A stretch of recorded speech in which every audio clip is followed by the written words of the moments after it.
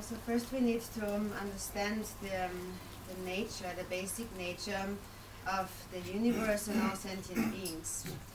The outer universe, the world, consists of the 5 elements, and also the body of one person consists of the 5 elements. For example, the earth element is the flesh and the bones and so on. And then the water element, the blood, the liquid and so on. And then the fire element, the warmth and so on in the body. And the wind element, the breath.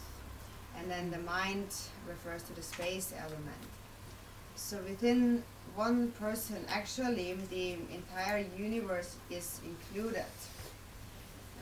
When you engage in the practice of the unsurpassed Yoga Tantra, the Anuttara Yoga Tantra, then with that understanding, such a person, if one person practices, then knowing that he is the microcosm of the universe, he knows that by practicing within that, all sentient beings of the 3 realms are included. So somebody who understands the meaning of sacred mantra, the basic nature, then such a person will be able to engage in like a truthful practice, as it really is. But in the beginning, as beginning practitioners, one has not realized that.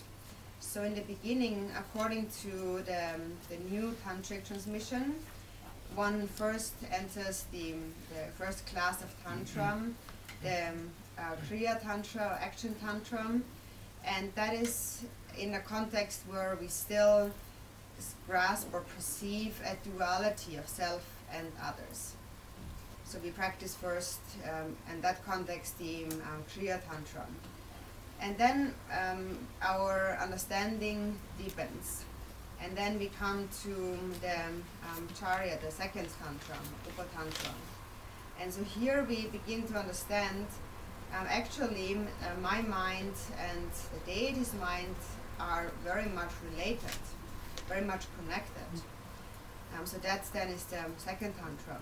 And then our understanding deepens, And we understand that if I give rise to bodhicitta, my mind is not any different than the deity. My mind is exactly the same as the deity. And that is then the yoga tantra. And then the understanding deepens, and then we come to the Anuttara Yoga Tantra, and there we realize there is no me and no deity. We are not only not different, there is no duality. Self and others, a deity, and myself, Buddhas and sentient beings, there is no duality, they do not exist on the basic nature. And the basic nature is emptiness. It is a union of clarity and emptiness. So knowing this nature is the state of the Buddha Vajradhara. And Jik-ten Sumgyen had said, on the level of enlightenment, there is no duality, there is no exposition that explains the duality of the two truths.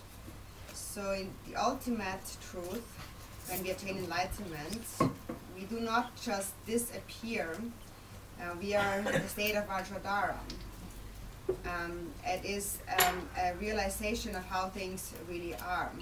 And so it is something you can only see when mind sees itself. And that nature, what we call Vajradhara, is a nature that is beyond birth and death. It is ever unchanging. It always is. And it can neither said to be existing, and nor can it said to be non-existing. It cannot said to exist because its nature is empty like space. But also it cannot said to be non-existent because its natures are also clear, awareness, clarity.